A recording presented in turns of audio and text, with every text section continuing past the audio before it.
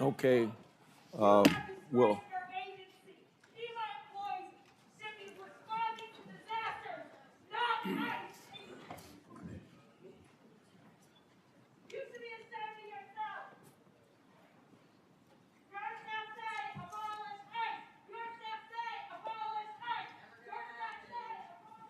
you may proceed.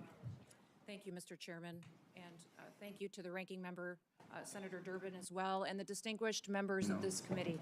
I appreciate the opportunity to be with all of you today and talk about the important matters and work that the Department of Homeland Security does every single day. The Department of Homeland Security. Hey, could maybe pull the microphone closer to you, please? Okay. And the red light is on? Yep, it is. Okay, proceed. The Department of Homeland Security was established in the aftermath of 9/11, one of the darkest days in our nation's history. That resulted in the death of nearly 3,000 Americans. The mission of the Department of Homeland Security at that time was just as critical as it is today. We protect our American people, we prevent acts of terrorism, and we defend our homeland. Every action that the Department of Homeland Security takes is guided by that mission and by that responsibility. Thanks to President Trump's leadership and the hard work of the men and women of DHS, our department has delivered historic results and has made our communities safer. Since the start of President Trump's second term, daily encounters along the southwest border declined by 96% compared to the Biden administration's daily average. We've reached the lowest levels ever recorded in U.S. Customs and Border Protection's history. In President Trump's first year, total Border Patrol apprehensions along the southwest border were less than the average of a single month under the Biden administration. For 10 straight months, the Border Patrol has released 0 illegal aliens into the interior of the United States. And in President Trump's historic first year back in office, nearly 3 million illegal aliens have left the United States as a result of the administration's enforcement efforts from following the law. That includes 2.2 million that have voluntarily left and returned back to their home countries, and more than 675,000 detainments and deportations. A majority of the aliens that were arrested by Immigrations and Customs Enforcement have a criminal record and have been charged with or convicted of secondary crimes in addition to their initial crime of being in the United States illegally. During this period, ICE has arrested over 1,500 known and suspected terrorists, more than 7,700 known gang members, many of them that were allowed to come into this country under the Biden administration. We have also reached the lowest murder rate in the last 125 years since that data was tracked. Under President Biden, more than 450,000 unaccompanied alien children went missing or were lost due to the dangerous open border policies that were embraced.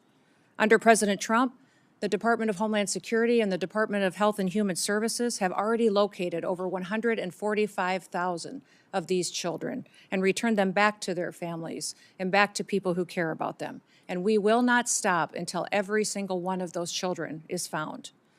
Fentanyl trafficking at the southern border is down. It's been cut by over 56% because of that secure border and the enforcement actions that have been taken there. And that's compared to the same period of time in 2024. The Coast Guard has seized enough cocaine the past year to prevent quantities capable of killing more than 193 million Americans, and it's kept them off of our streets. In fact, total interdiction efforts under the Trump administration have prevented 1.7 billion lethal doses of drugs from killing our next generation of Americans. These results reflect the fact that we are enforcing the laws that Congress has passed. I want to address the dangerous environment that our ICE officers face on the streets today. They are facing a serious and escalating threat as a result of deliberate mischaracterizations of their heroic work and rhetoric that demonizes our law enforcement. DHS has documented an 8,000% increase in death threats against our ICE officers and their families, as well as more than 1,300% increase in assaults while carrying out the lawful enforcement operations that they do every single day. I recognize that members of this committee may hold differing views about immigration policy, but it's important that we distinguish between disagreements over policy and the department's operational responsibility to enforce existing law that has been passed by Congress. It's our duty as a department to defend our homeland. The latest Democrat-led shutdown of DHS is reckless, it's unnecessary, and it undermines the American national security, and it harms the men and women who work at DHS and their families. Despite the House passing a bipartisan, bicameral full-year DHS funding bill, it is Senate Democrats who've chosen not to fund the department and have held this department hostage. As a result, critical national security missions, including border security, immigration enforcement, aviation security, disaster response, cybersecurity, and the protection of critical infrastructure are all being strained. Our ability to provide for a safe and successful World Cup is being hindered as well. More than 100,000 dedicated DHS employees are once again being asked to work without pay for the third time in just 5 months. At a time when we've produced the most secure border in history and removed nearly 3 million illegal aliens from our country, disrupting the department responsible for those gains is indefensible. I want to thank the men and women of the Department of Homeland Security for their professionalism, for their dedication, for their commitment to keeping America safe and continuing to show up and work even though they aren't being compensated for it. They've kept us safe and they have patience, and our success is only possible because of their service and sacrifices.